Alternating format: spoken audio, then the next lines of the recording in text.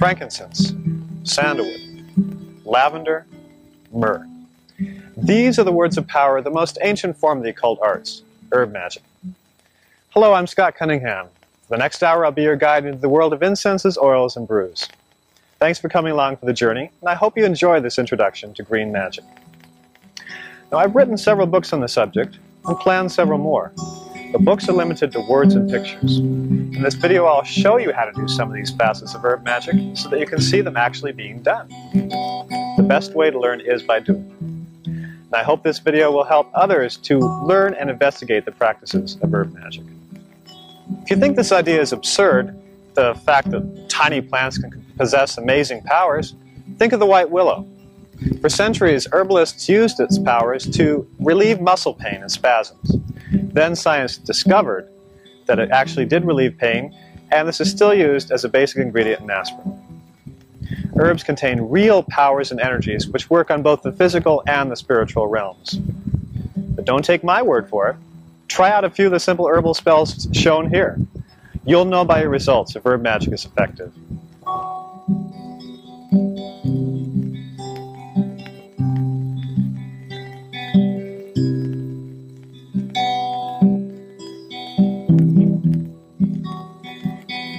Herbs are usually strongly scented, a clue to their powers. Now, magic is a ritual process in which we direct natural forces to bring about needed changes into manifestation. Does that sound vague? Well, yes, it is vague. Magic is as hard to define as electricity or love, neither of which is completely understood by scientists. I don't know everything about magic, but I know how to make it work. In natural magic, you achieve an understanding of it which can never be shared in words. Now, putting together these two definitions, herb magic is the use of little-known powers of nature to cause needed change. These energies are aroused, attuned, released, and directed towards the magical goal.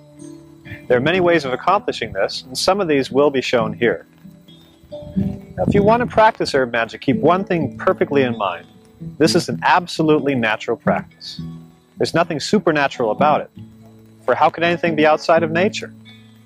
Nature is all. Magic is an organic art. Well, this doesn't mean we eat granola while casting spells, though this perhaps does happen. No, magic is a cooperative process between the earth and the magician. Since magic is natural, it possesses its own set of laws. Not rules and regulations, but the results of centuries of observation. For example, herb magic usually isn't instantaneous. Tying a money sachet around your neck won't materialize a $1,000 bill in your pocket. What it will do is surround you with money-attracting energies. Now, these energies, combined with your own involvement with your need, will draw money to you. Similarly, though a love oil might not attract your ideal mate overnight, it will widen your options, eventually leading you to him or her. Magic can be fun, but it should be done with serious intent. Doing an incense spell, for instance, just for fun, will produce no results. However, the same spell, when performed with serious intent and emotional involvement, can have fantastic results. And while it's perfectly acceptable to work magic for your own gain, selfishly manipulating or hurting others is not. Obviously, just like in real life. Practitioners of harmful magic eventually wind up in psychological or metaphysical ruin. Now think for a minute. In most of the movies you've seen, hasn't the evil magician ended up fried to a crisp? It's usually the case. So know that magic works, that it should be done with serious intent, and it isn't used to harm others. It also works along natural lines. How does it work? Through vibrations. This plant contains a huge store of energies waiting to be released through your touch and a magical intent. The plants in your garden, the weeds growing through the sidewalks, the flowers in the jar on the table, all are storehouses of energy. It's possible to feel these energies. Those of us naturally psychic will have a little trouble feeling them, but anyone can with practice. Take any living plant. Rub your palms together for a few seconds. Shake them off as if they were wet, and then hold them a few inches above the plant. It is beaming out its energies to you. You may feel them as waves of heat, pulses of energy, or simply as a sort of hum. Your palms may tingle or vibrate. These are all reactions to the plant's powers. Try this exercise once a day for a week, using a different type of plant each day, and note their varying levels of energy. In their own way, plants speak to us. Each plant possesses distinct powers. Each type of plant possesses equally distinct energies. Some plants, such as garlic, have strong authoritative powers and so are used in spells of this nature, protection, exorcism, things like that. Others, like roses, have gentler vibrations and stimulate the love centers of the brain. These are used in such spells. You can discover all these varying energies within plants on your own by working daily with herbs. Or get a good book and read up on herbs, then experiment to see if you agree with the author's information. In the past, magic was ruled by the heavens. Herbs were collected according to lunar phases. Constellations' first appearance on the horizon was greeted by specific spells, and planetary positions dictated certain rites. While this is still true today, many magicians share the view that since the powers at work in magic, plants, stones, the earth, our own energies, are linked to universal energies, and indeed are manifestations of these universal energies, perfect magical timing isn't necessary. Some think otherwise, based on experience. That's fine for them. I just feel that though timing can help a spell, even just by keying into the magician's imagination through ritual associations, perfect magical timing isn't necessary.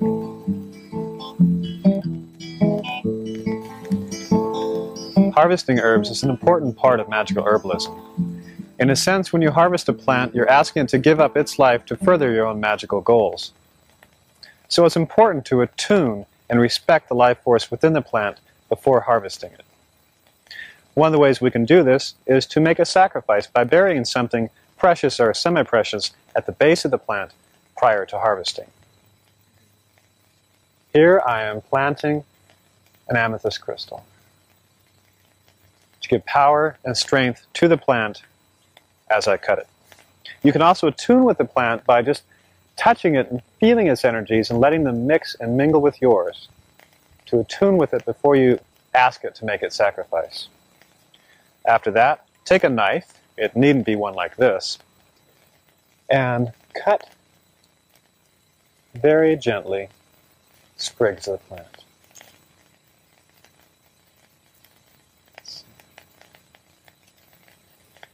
It's very important not to cut or collect plants or collect from plants or herbs that grow by polluted or stagnant water, by busy roadways, anywhere where they may have been sprayed with pesticides or chemicals, and never collect more than 25% of the plant's growth or from very young plants. Harvesting herbs is basically the beginning of magical herbalism, because once you ask the plant to give up part of its life for your magic, you have begun to attune with the earth and with the powers at work behind herb magic. There are few tools necessary to practice herb magic. If they are expensive or difficult to find, you can probably find most of them at your local store. This is a mortar and pestle, perfect for grinding herbs to a powder. Next, a censer, or an incense burner, necessary for burning incense.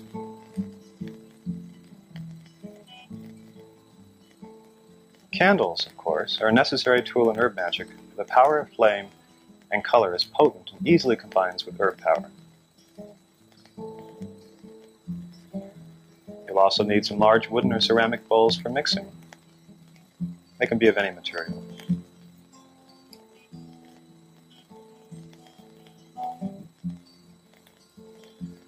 Eyedroppers are very important for mixing oils, and try to get bottles with eyedroppers attached. It makes it much easier. You'll also need many pieces of flannel or felt cloth of various colors. Also, natural fiber cords or yarn.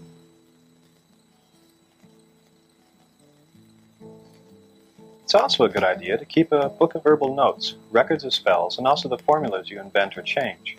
This book in time will be worth more to you than any you could buy in any store. Prior to using herbs in magic, it's best to grind them. Drying herbs activates their energies to a certain extent, but some are lost as well. Grinding herbs activates their magical energies. Add any herb, such as this dragon's blood, to the mortar and pestle. Now, after scrunching up a little bit, begin grinding in a clockwise motion. In magic, clockwise motions are thought to imbue the herb with positive vibrations. Counterclockwise motions are thought to imbue it with negative energies. It's easy to stick with a clockwise motion, and in magic it's best to do so. Continue grinding until you've reduced the herb to a powder. Some herbs grind quite easily, like this dragon's blood does, and most herbs such as rosemary, things like that. Frankincense and other herbs are really a problem. They usually start sticking and mucking up the mortar and pestle while you grind them, and so a very light touch is required. After a few minutes, the herb should be ground to a powder, and it's ready to be used in magic.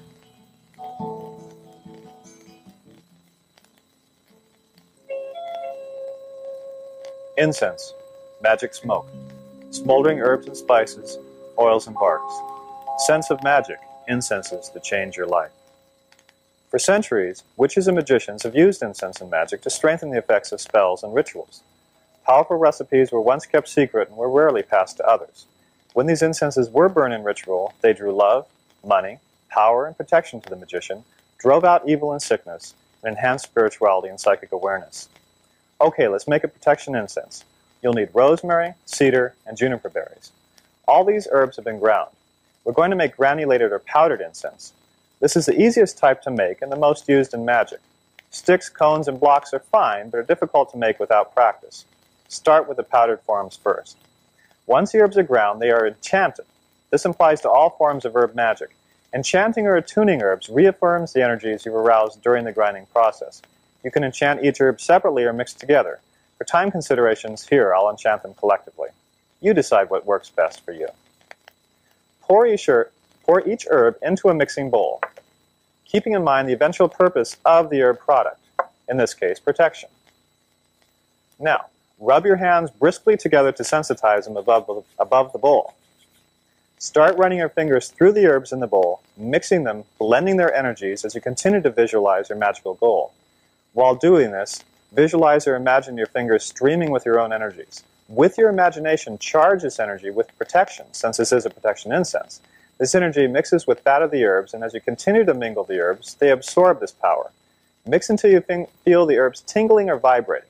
If you wish, chant a simple rhyme which encapsulates the energies you need in the final product. Once you know the herbs are glowing and radiating energy, that's it. The incense is made. Now to burn it. You can burn it as part of a larger spell or simply use it as a ritual in and of itself. You need a censer, an incense burner, as well as a charcoal block. This isn't the kind you use in the barbecue, but a specially made charcoal for incense use. These are available at religious supply stores or by mail from one of the retailers shown at the end of this video. If you can't find a suitable censer, take any bowl and half fill with sand. This makes a fine censer. Now, light the charcoal block. As you do this, it will start to sputter and glow. Quickly place it in the censer and wait until the sputtering and glowing is stopped. If you don't like the smoke this causes, hold the block next to an open window. If you have a particular protective or other spell to perform, set up the required objects, pour on the incense, and begin. Or simply place white candles on either side of the censer, add some incense to the charcoal block, and visualize. Fingers, a spoon, or any incense spoon can be used to place the incense on the charcoal block itself. Fingers aren't best because it's difficult to accurately place the incense on the block. Spoons give greater control. As you light the charcoal block and add the incense to it, you are keeping the spell in mind, visualizing protective concepts or objects. And that's about it. Let the smoke rise until it stops, then add a bit more incense to the charcoal. Repeat this until you're satisfied the incense has done its work. All this time, you're still focusing your mind toward the incense's goal. If, for example, you're needing personal protection, see the smoke swirling around you to form a protective film or shield against which no negativity can cross. If guarding the home, car, or another person, visualize accordingly. Here are 4 more incense recipes for you to try. With experimentation, you'll discover your own blends. Power incense is burned when the magician needs extra energy for spells and rites. Luck incense is used as a gentle purification incense and also to change your luck from bad to good. Burn with concentration and vow to put yourself in lucky situations. Burn wishing magic incense when performing wish spells or during any kind of magical rite. To attract a passionate love, burn this incense before a night on the town.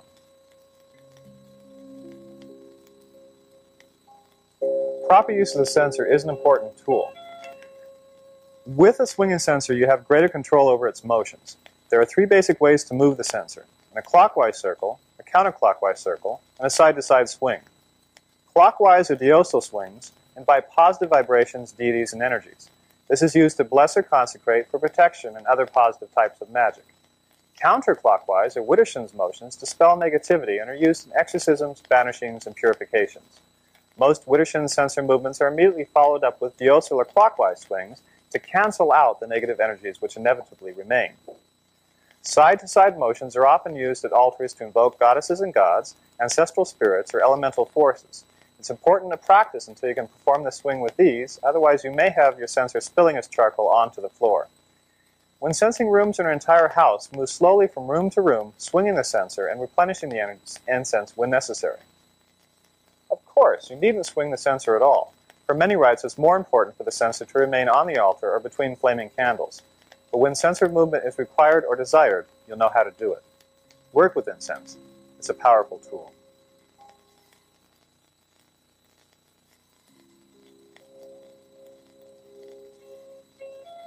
Now that we've covered incense, we'll move on to magical sachets, also known as herbal amulets and talismans.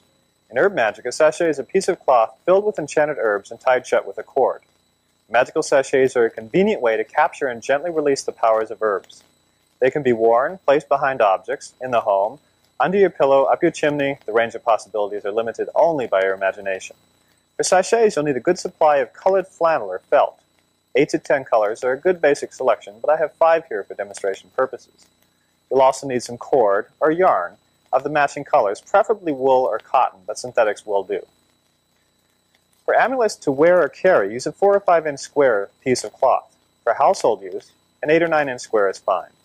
Right now we'll make up a third eye sachet, one designed to boost your own psychic powers. This sachet can be worn around the neck or held while scrying in the crystal, working with the tarot, tossing the I Ching, or placed beneath the pillow for prophetic dreams. We'll need bay, yarrow, lemongrass, marigold, and mace for the sachet. After enchanting each herb, add them to the mixing bowl. As you enchant, visualize yourself as having perfect control over your psychic powers. If you're making the sachet for a friend, visualize him or her doing this. Then, once the herbs are humming with power, transfer them with your fingers to the center of the cloth. Do this while still really seeing yourself having complete control over your psychic awareness. Next, still visualizing, pull the ends of the cloth together, trapping the herbs inside tightly. Then tie them with a cord of the same color, knot 3 or so times. I'm having a little trouble with my knots here, but that's okay. Knot 3 or so times, each time strongly seeing yourself or a friend as being psychic. Some people breathe into the sachet before tying it to give it life, but this isn't necessary. The herbs already should be humming and vibrating with attuned powers after their enchantment. Now the sachet is complete. You can trim off the ends of the cloth or leave them as they are. There are many possible variations. Gemstones, feathers, and other magical objects can be added. Sachets can also be anointed with magical oils. Hold the sachet. Feel its vibrations. Squeeze it gently to release its powers. Now carry it with you, or place in the home, or use during psychic sessions. Here are 4 more sachets for you to try. They're made in the same way. More recipes can be found in the magic of incense, oils, and brews. When you feel you're in need of magical protection, make and carry a flaming protection sachet. When you're feeling blue, or to remain healthy, make and wear a Mexican health sachet. Wear a 2-heart sachet to bring a love into your life. If you're feeling sad or depressed, wear the happiness sachet to lift your spirits.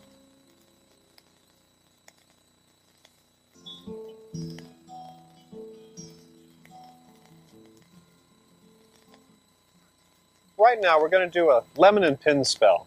This is a protective spell for the home utilizing a green or unripe lemon and comes from Italian folklore.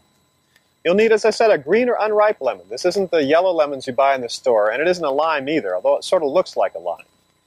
No, this is a lemon you have to get from a friend who has a lemon tree. So if you have one, If you have a lemon tree or a friend who has one, latch onto it because you definitely need it for this spell. You'll also need some colored pins. These are pins with different colors on the heads. They usually have glass heads, and try to get the glass ones and not the plastic ones. Although the glass is more expensive, the plastic is less organic. So, first of all, take the lemon in your hands and put power into it. Enchant it, or empower it, as we talked about earlier on this tape. Visualize, while you're holding the lemon, protective energy streaming from it and filling the house or wherever it's placed. Once you've empowered or enchanted the lemon, you can start piercing it with the pins.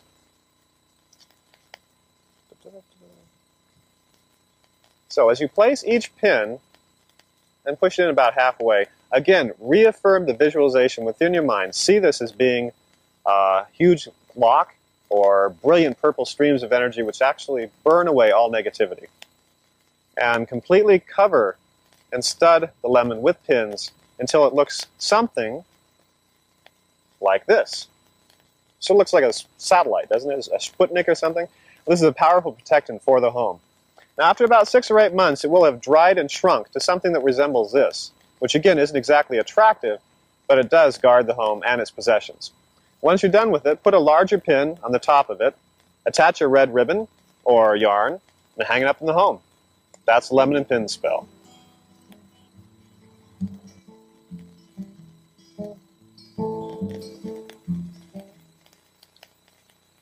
Another way to use herbs and herb magic is by making something called herbal petitions. In a sense, this is sort of like an amulet or a magical sachet that's burned. You'll need a piece of paper, about like this, and a colored pen or a charred stick, like this, to create a symbol which represents your magical need. In this case, money, because how many of us don't need extra money? Okay, what you basically need to do is draw that image on this piece of paper, again, while visualizing your magical goal. Since we're doing money here, I'll be visualizing myself as having money.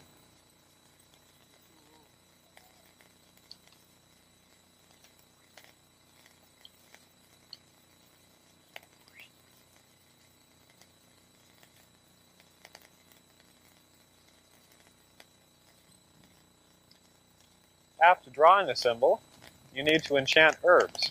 Now, since this is a money ritual or a money petition, I've ground and enchanted cloves, patchouli, and vervain, 3 herbs long associated with money. Okay, so after enchanting the herbs, take a piece of paper on which you've inscribed the symbol and transfer some of the enchanted herbs to the center of the paper, like so. Now, carefully fold up the paper, trapping the herbs inside of it. And now the only thing that's left is to light it. Light it on fire and burn it up into ashes. When you light something on fire, you change its physical structure. And in magic, you're releasing the energies locked within the object, in this case the herbs and the paper and the symbol, and letting them go out and bring your need into manifestation.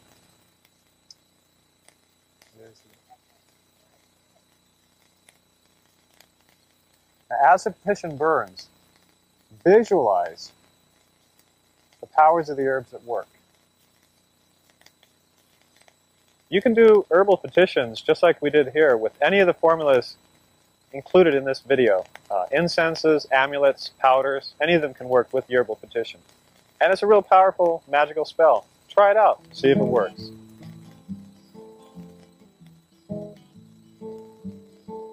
Herbs are often found growing near water. One of these includes celery. The seeds are eaten to promote concentration. Watercress, used in money spells. Cattails, which are worn by women in sachets to increase enjoyment of sex. The lotus, protective flower known since ancient Egyptian times. And the papyrus, carried to increase mental powers and to stimulate creativity.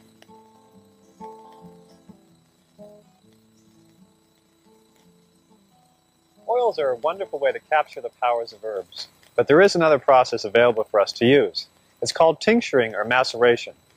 In tincturing, we use 192 proof alcohol, or ethyl alcohol, to capture the powers and essences of herbs. Now, this isn't the rubbing alcohol you buy in the drugstore.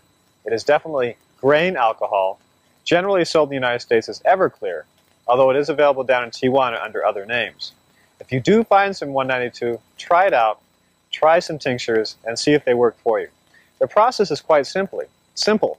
Simply take the 192 proof alcohol and pour it over herbs. Just barely cover the herbs. Don't drown them. Don't let them swim. It shouldn't look like you're making herb soup. Then tightly cork the bottle and shake it every day for about 2 weeks and let it sit. After that time, when you take off the top and smell it, it should smell like the herbs. Once you've made the tincture, it's really easy to use. Simply add a couple drops to your bath, anoint your body with it, maybe put a couple drops on an herbal petition or an herbal amulet. You might also anoint jewelry or altars or any sort of magical objects with the tinctures themselves. And that's it, magical tinctures. They're easy and they work.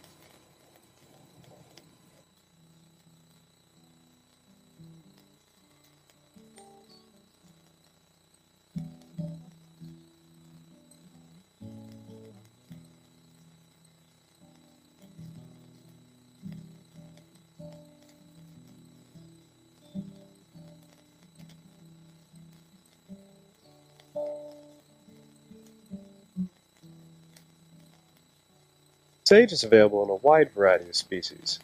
American Indians burned sage and wafted its smoke onto their bodies for purification. It is used in cleansing baths and incenses. The leaves are also crushed and rubbed onto the body to help speed its healing abilities. Empower a green candle with money-attracting vibrations. Empower sage with the same vibrations, and then place in a ring around the candle. Burn the candle to increase your wealth. A wishing spell can also be performed with sage. Write your wish on a sage leaf. Place this beneath your pillow and sleep on it for 3 nights. If you dream of your wish, it will come to pass. If not, bury the leaf and try it again.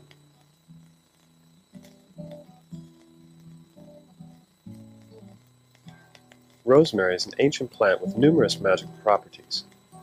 Add some to the bath for purification. Ring pink candles with this herb to draw love. Hang from your doorpost to guard the home from thieves.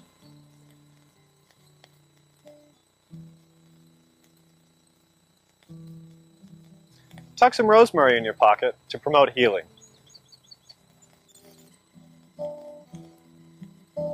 Spearmint is another herb with magical, not necessarily medicinal, healing properties.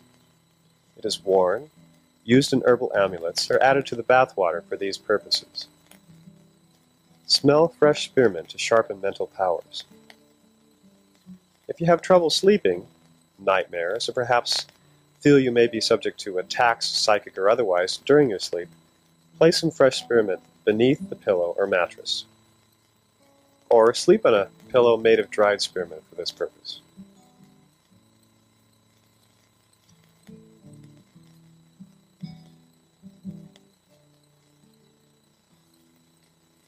Wormwood is a powerful magical herb. Related to mugwort, it can be a bit dangerous if taken internally, so it's best to use it in external applications of magic. Wormwood's often worn for protection, just like mugwort. It's also placed under the pillow to attract love.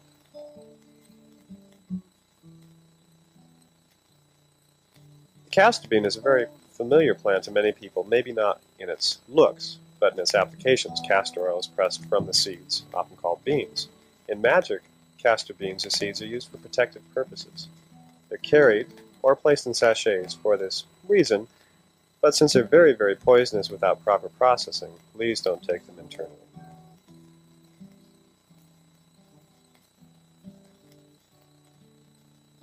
Thyme is another plant used in health and healing type spells.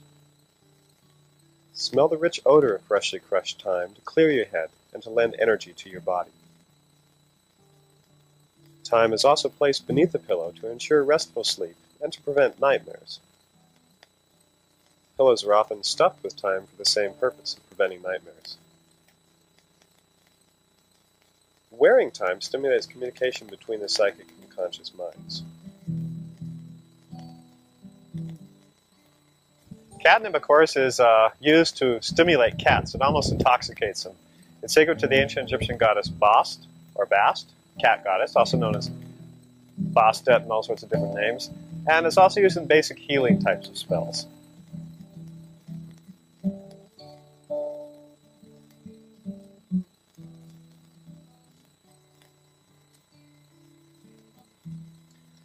Recognize this flower? Probably looks like an iris, right? Well, it is.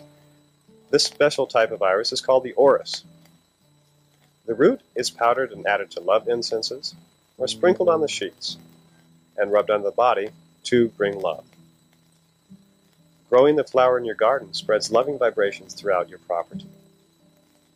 If you wish, construct a pendulum by attaching a cord to a piece of the dried Orris root, and use this to contact the subconscious or psychic mind. Orris can also be added to any psychic type sachet or incense.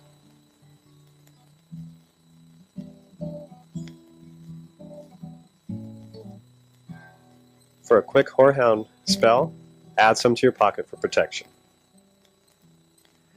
Tansy is an ancient plant, often carried to promote love. Many peoples have also worn tansy to lengthen the lifespan. Hey, that looks like angelica.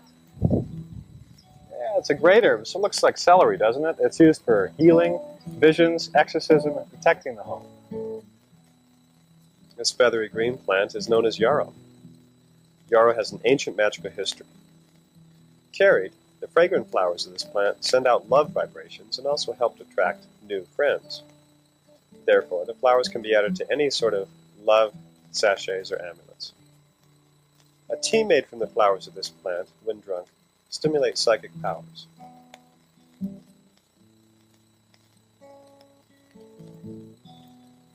This green plant is known as mugwort. Mugwort isn't as bizarre as it sounds. Mug simply means mother, and wort, W-O-R-T, means herb. Mugwort, when stuffed into a pillow and slept upon, produces vivid psychic dreams.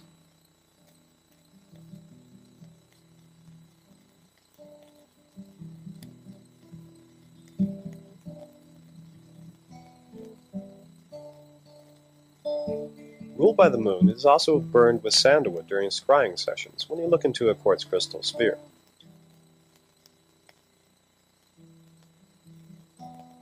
And a brew of mugwort is used to wash quartz crystal spheres or magic mirrors to heighten their abilities to tap our psychic minds. Mugwort is often placed near the bed or worn to promote healing and is carried for protection.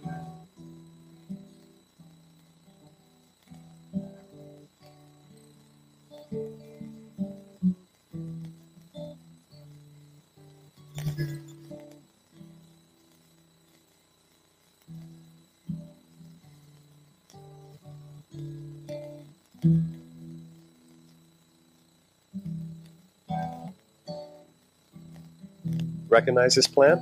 No, not the bird. Bird's a peacock. Ivy is a potent household guardian. Grown in the home, or even a piece of it placed in the home, it protects and guards everyone within it.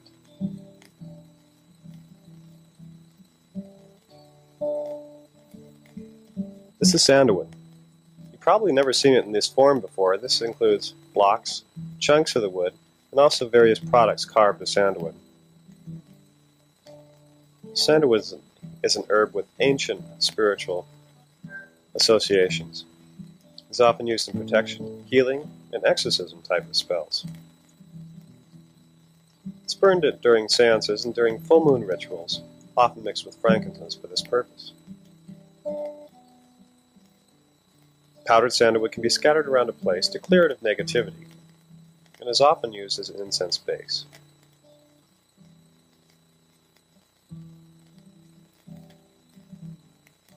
This is a very rare herb called wood aloes. It took me years to find some, and I finally found it here in San Diego. It's usually expensive, but well worth the cost. Anciently, the wood aloes was burned to attract good fortune, and was also used in incenses and magical evocatory rites during the Renaissance. These were rituals designed to bring about an actual physical manifestation of a spirit. This isn't my bag, but some people are into things like this.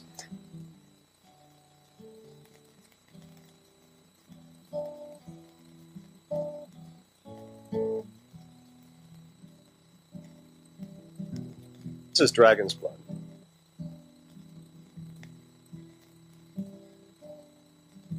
No, it's not the blood of a dragon, it's actually the resin from a tree that grows in the Middle East.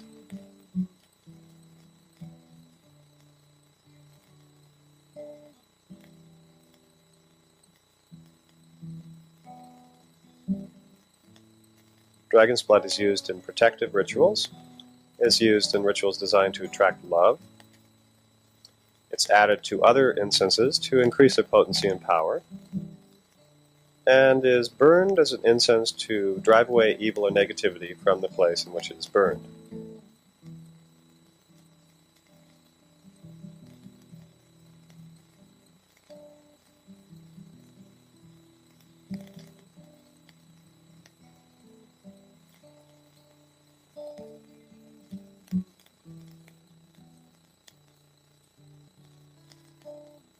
Bet you don't know what this is.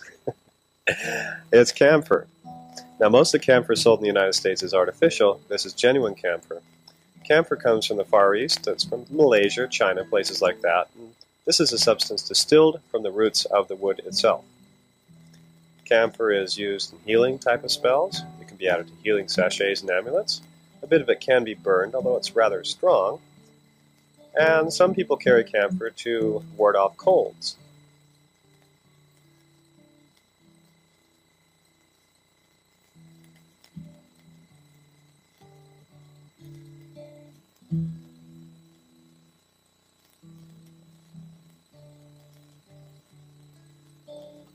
Copal is a herb, actually a gum from a tree that grows in Mexico and Central America. I consider copal to be a New World substitute for frankincense. And it can be used for all the different various purposes that frankincense is used for.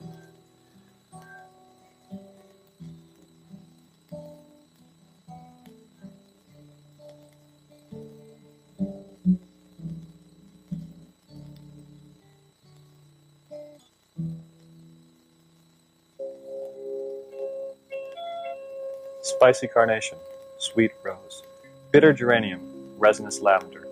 Oils are liquid herb essences containing all their powers and magical effectiveness. Scents or aromas may be summed up as vibrations we detect through our sense of smell. True rosemary oil, for instance, contains most of the energies that the fresh herb itself does. Thus, either the herb itself or its oil can be used in magic with equal effectiveness. I'm talking about natural oils here, or rather oils that have been extracted from plant materials by steam distillation, alcohol extraction, and by other methods. Although you can find a large variety of so-called essential oils in gift shops and other stores, few, if any, of these are unadulterated, and many are completely synthetic. It takes a trained nose to tell the true from the false in oils, the full strength from the diluted. But unless you're prepared to spend several $100s on quality oils, use the ones that feel right to you, that seem to smell the way nature intended. That's most important. $100 an ounce oils are more effective magically because they are true plant oils. But use what you can find, or if you're adventurous, make up a few. You can do this by using a variation of enfleurage, a process whereby the essential oils of flowers or leaves are transferred to a fat or oil. Using a clear, lightly scented oil, such as apricot or safflower, you create a scented oil, not a pure plant oil, but with luck and practice it can come close, and it certainly is magically effective. To make your own oils, you need a large supply of fresh or dried flowers, leaves, or seeds. Scented oils can be made of one ingredient or a combination of several. It's best to start with one herb first. You'll also need a large, open-mouthed jar with a tight-fitting lid, cheesecloth, and a good base oil, such as apricot, safflower, or sesame. Don't use olive oil. Its scent is too heavy for good results. In my book, Magical Herbalism, I described this process, but didn't include the cheesecloth. Since the oil has to be strained periodically, the cheesecloth makes this much easier. Now fill the cheesecloth with enough flowers or leaves to fill the jar. It depends basically how big of a jar you use, how much flowers you actually need, but this is good for our demonstration purposes. Now, put the cheesecloth into the jar and cover it with a light base oil, such as safflower or apricot.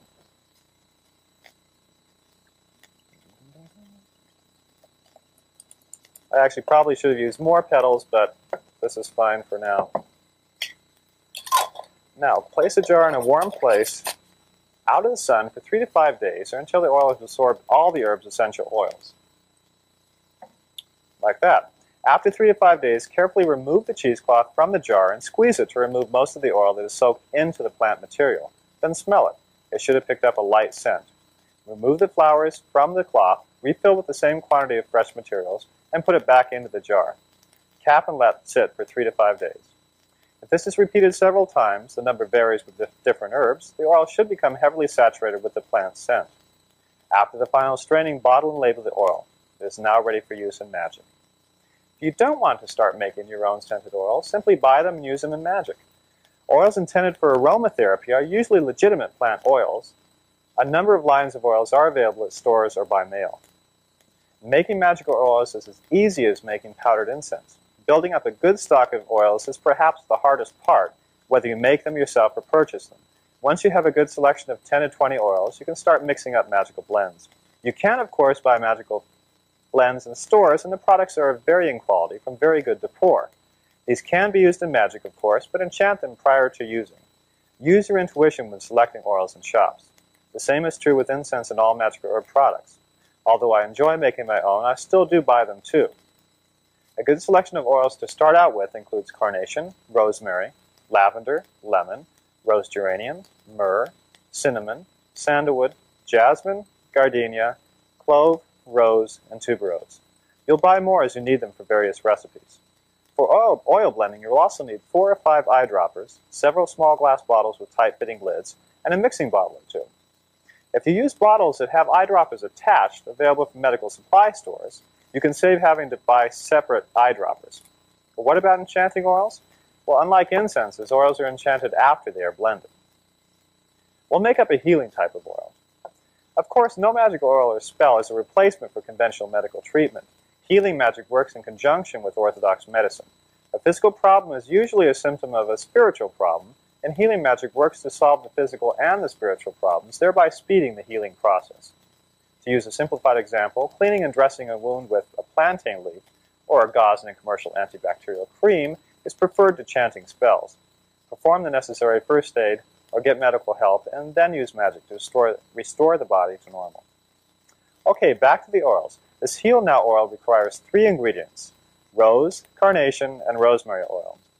You'll notice I rarely give amounts of ingredients in my recipes. Part of this is tradition. Many were passed to me this way.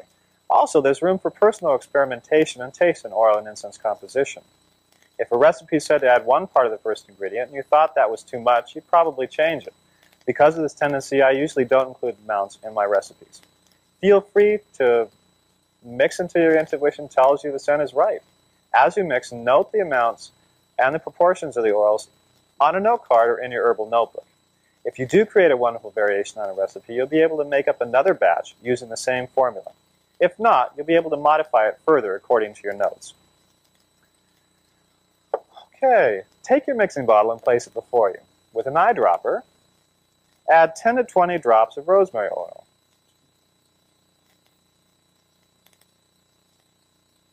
Fifteen is good enough. This should be the dominant scent. Why? Well, because rosemary is a strong herb. Looking at the recipes, you'll eventually know intuitively which should be the dominant scent. Now, add 6 to 12 drops carnation oil. If you're using separate eyedroppers, do use a new eyedropper for each oil, because otherwise all the eyedroppers will get mixed up with the oils from the various uses. Something like that, I don't know. Swirl the bottle gently clockwise, strong enough to mix the oils, but not strong enough to cause bubbles and foam in the bottle. Now smell it. If it seems right, fine. If not, add more carnation until the amount is right. Remember to record each ingredient's amounts on a card or in your herbal notebook. Mix it if you've added more, and then sniff again. Do you feel something? Perhaps an energy or a rush of power to your head? Good. That's the power of the herbs and oils coming at you. It's still raw and unrefined, but with time it will mellow and grow in power. Seems pretty good. Now we'll add some rose oil. Let's say half as much as the carnation. 2, 3, 4. Close enough. Swirl it again, and then smell it. Not bad. It smells resinousy, spicy, and sweetly floral. If the scent seems right to you and the vibrations of the oil are strong, you've finished your first magical oil. Use the same proportions to make up a larger batch, say 1/2 cup or so. Now enchant it, holding it in your hands and strongly visualizing the oil filled with healing vibrations. Once it's pulsing with power, bottle and label it. It is ready for use in magic, but for best results, let it sit for 2 weeks for the oil's energies to blend. Using this technique to blend all your magical oils, you can build up quite a big stock. Use recipes I give you here are ones you find yourself or create. Store your oils in jars with tight-fitting lids, out of sunshine in a cool place. There are virtually endless ways of using oils in magic. They can be rubbed onto the body to bring their influences inside us, added to bath salts, combined with dry ingredients to make incense, dropped onto magical sachets to intensify their powers, used to mark out magical runes or symbols, applied to candles which are then burnt, releasing the oil's energies, and so on. Some magicians have a stock of 100 herbs and flower oils with 10 to 20 magical blends. While this is fine for a start, 10 or 12 oils are a good number to start experimenting with. Here are 4 more recipes you might enjoy. They, like all the recipes in this video, have never before been made public.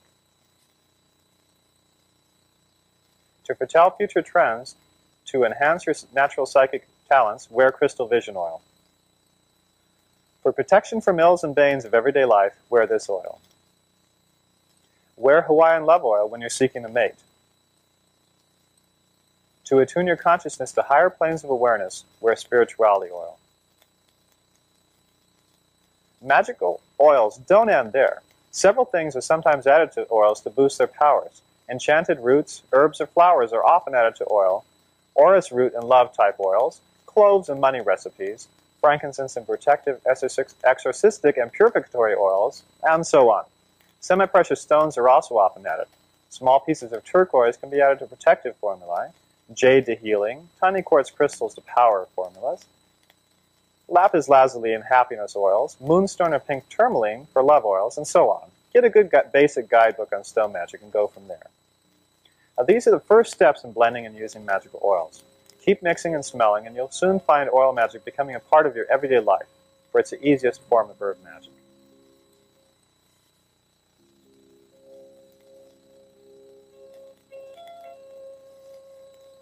As I mentioned earlier, one of the ways magical oils are used is in creating bath salts. These are simple to make, magically powerful, and transform each bath into a rite of magic. In a sense, bathing in a tub full of water strewn with magical bath salts is similar to anointing with an oil. As usual, when bath salts are made and used, your mind should be filled, now consumed, with the salt's magical purpose. The basic ingredients are oils and salts. You can use different types of salts. Here I've got baking soda, table salt, and Epsom salt. You can use any combination of these, but I usually keep baking soda as the main ingredient because it leaves the skin feeling softer. In a non-metallic mixing bowl, combine the 3 salts. I usually make up 2 to 3 cups or so, but you can make any amount that you wish. Since there is magic in color, even in food colorings, you might want to consider coloring your bath salts. Tinting your bath salts does increase their magical effectiveness through the powers of color. Of course, the color must be in harmony with the magical product. Here's a quick list. Mixing up these colors is easy by following the directions on the back of the food coloring box. I know this isn't ancient magic, but it works. Okay, if you want to color your bath salts, mix the colorings, if 2 or more are necessary to create your color, in a teaspoon first, and then blend it to the mixed salt. As a demonstration, we're going to make a money bath. Since green is a color I associate with money, we'll color it green. Simply drop 5 to 10 or more drops of coloring onto the salt. 4, 5. The amount varies and depends on the amount of salt you're mixing and the intensity of the color you desire. Again, it doesn't really matter as long as you're satisfied with the final product. Now start mixing using a spoon. Blend the color into the salt with a firm hand, and it isn't easy, believe me. It'll take you a few minutes to do this, but eventually the salt will take the color evenly. If it seems a little too light, add more salt, add more oils to the salt. When you're finished, it will look something like this. Now we're ready to add the oils. For this money bath salt, we'll need tonka, cedar, clove, and patchouli oils. Using eyedroppers, 1 for each oil, add from 3 to 6 drops of each to the salt. If you space the oil drops on the salt, it makes it much easier to mix it up. I did say from 3 to 6 after all. Use your intuition when adding the oils to the salt, as always in herbal magic. You'll know when the scent's right. Just a couple more patchouli, come on. There we go. Now start mixing again. Mix them thoroughly clockwise, of course, concentrating on the bath salt's magical purpose. Here it's money, and not just money, but on your need for money. See that need being fulfilled and pour all this energy into the salt as you mix it. When you've added all the oils, continue mixing until the salt's completely saturated with the oils. The scent should be quite strong, and this certainly is. And the stronger the scent, the less salt you'll have to use in your baths. If it's a fairly heavy scent, you'll probably can use 2 or 3 tablespoons to the bath. If less strong, use more than this. Now that it's fairly thoroughly mixed, enchant the bath salts as I've described in the incense section of this program. Bottle and label it, and you've finished your first magical bath salts. There are many formulae for magical bath salts, and indeed any one oil can be used by itself. Carnation bath salts, for example, are useful for increasing your energy and for healing and protective purposes. A simple rose bath salt is fine for attracting a love. As you bathe in the scented water, let your magical need fill your being and feel the oil's powerful vibrations permeating yourself. The bath salts will do their work. Here are 4 more recipes for magical bath salts. Have fun with them. Bathe with this mixture to bring luck into your life and also as a gentle purificatory rite. When you wish to achieve higher states of consciousness, bathe in the spiritual blend. Purification bath is used as a general cleansing bath prior to ritual. Bathe in love bath to draw interested people to you.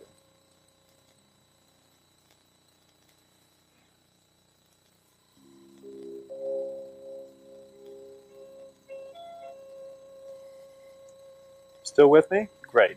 I thought I'd talk about magical herb powders for a few minutes. In New Orleans magical lore, powders were used to literally spread around the powers of herbs. They're often adulterated with talc, chalk, or even flour, but this isn't necessary or even desirable. Here, all magical powders will be made with just herbs and salt. Powders are a convenient magical tool. Protective powder, for instance, can be sprinkled onto floors, in purses or wallets, in your car, wherever you need extra protection. Love powders are rubbed onto the body and sprinkled onto clothing.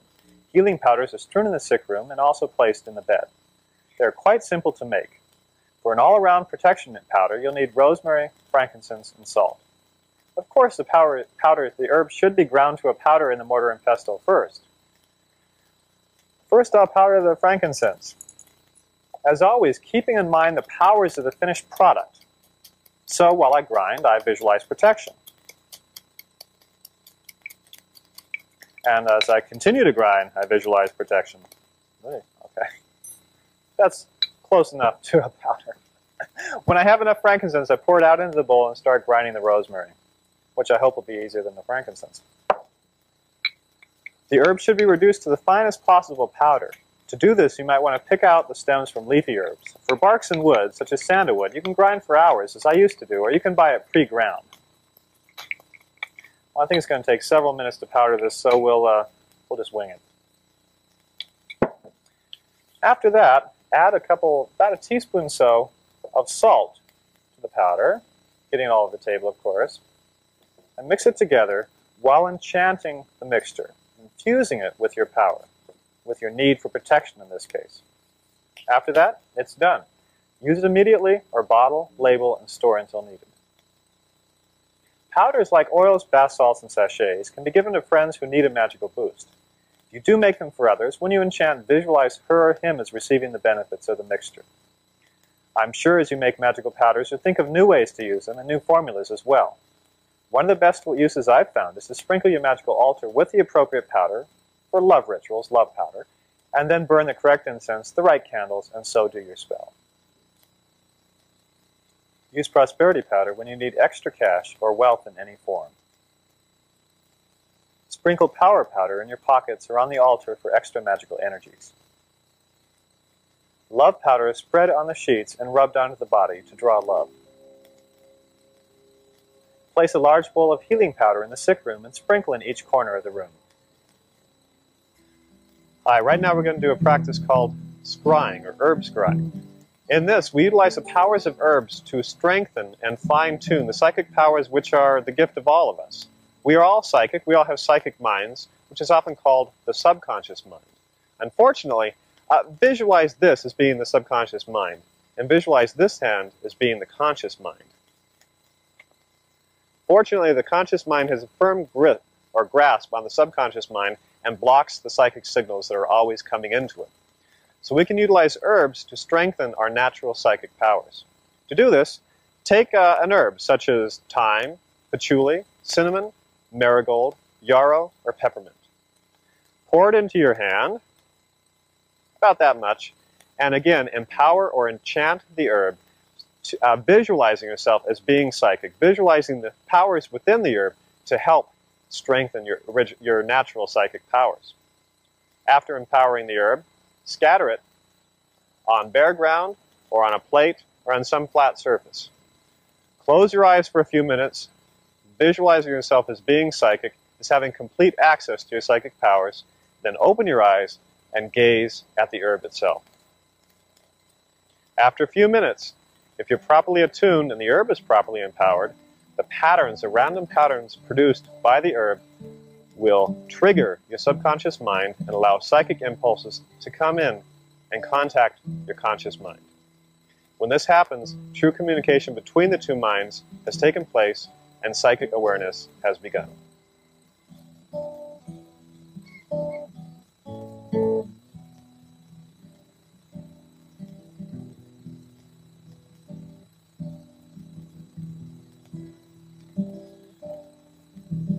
Obviously, herb birds.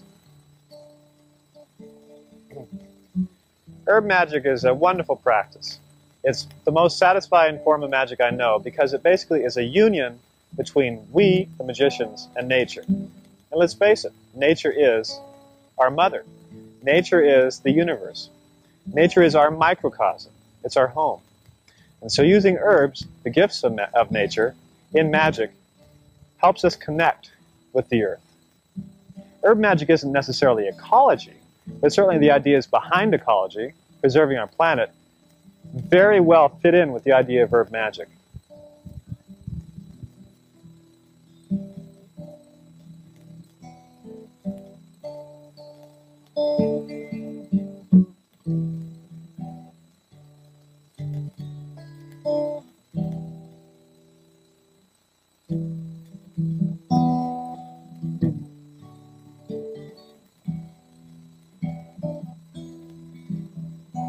These herbs.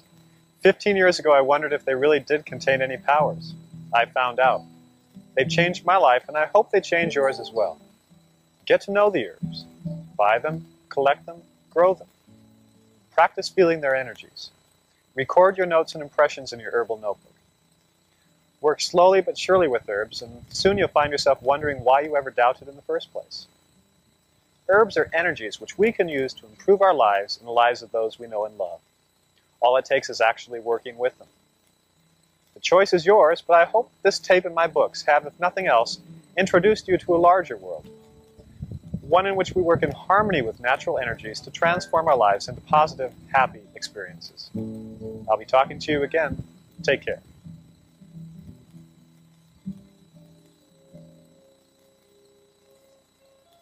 Scott Cunningham's herb magic books are available at bookstores everywhere or direct from Llewellyn Publications.